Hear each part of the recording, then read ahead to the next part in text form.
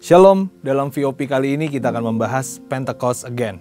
Dalam 2 Raja-Raja 4 ayat 1-6, kita membaca sebuah peristiwa mengenai wanita janda dari seorang nabi. Wanita tersebut mengutarakan kondisinya kepada Elisa, di mana ia dikejar-kejar oleh penagih hutang dan anaknya terancam untuk diambil sebagai budak. Peristiwa ini dapat dimaknai secara rohani sebagai gambaran gereja di masa kini. Janda yang ditinggal suami yang berhutang dapat dianalogikan sebagai gereja yang merasa ditinggalkan Tuhan sebagai yatim piatu di dunia ini, yaitu orphan spirit yang ada di dalam gereja. Penagih hutang dalam konteks ini dapat menjadi sebuah tipologi atau kiasan dari iblis yang selalu berusaha menggocoh dan menuntut hutang darah. Namun perlu dipahami bahwa hal ini tentu tidak berarti bahwa profesi debt collector dapat diasosiasikan dengan iblis. Sementara itu, situasi yang dihadapi oleh wanita janda ini juga dapat menggambarkan kondisi yang menekan gereja hari-hari ini. Tekanan ini dapat muncul saat gereja lengah, tidak berjaga-jaga, atau membuka celah bagi iblis untuk mengintervensinya. Celah ini digambarkan dengan baik oleh jerat hutang dari suaminya yang adalah seorang nabi. Padahal orang yang takut akan Allah tentu akan senantiasa mengandalkannya dan tidak akan jatuh pada jerat hutang piutang yang tidak dapat dibayarkannya sesuai waktu yang ditentukan.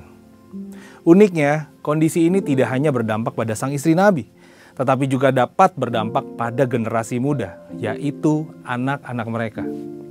Kondisi tanpa ayah ini membuat anak-anak janda itu kehilangan tudung rohani.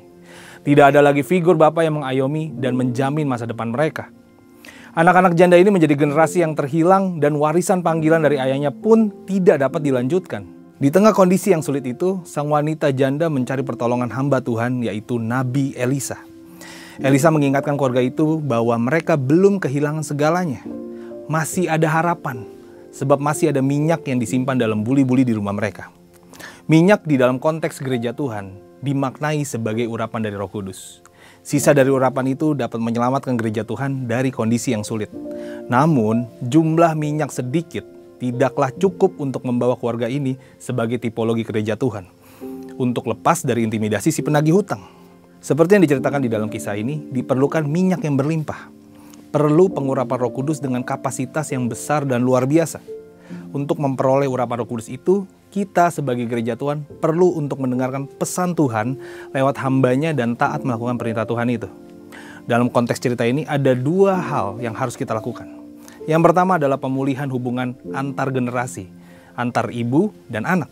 Perlu adanya kerjasama antara generasi muda dengan generasi yang lebih tua dalam menghadapi kondisi sulit yang dipicu oleh penagih hutang ini. Perlu ada arahan visioner dan relevan dari generasi orang tua bagi anak-anak mereka. Di sisi lain, perlu adanya kepercayaan dan ketaatan dari generasi muda untuk menjalankan visi yang mereka terima. Generasi orang tua dan generasi anak muda harus bersinergi, mengambil beban yang sama. Dan yang kedua, menyiapkan bejana-bejana dan menuangkan minyak. Artinya gereja Tuhan perlu mempersiapkan hati yang haus dan lapar akan pengurapan Roh Kudus.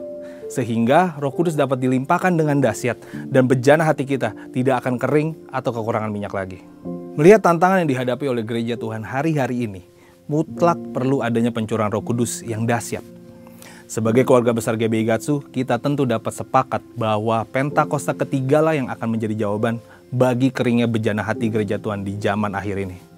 Kita membutuhkan Pentakosta yang baru atau Pentecost Again supaya urapan Roh Kudus tetap dapat berlimpah-limpah di tengah tuntutan dan intimidasi dari iblis yang semakin kuat di era ini.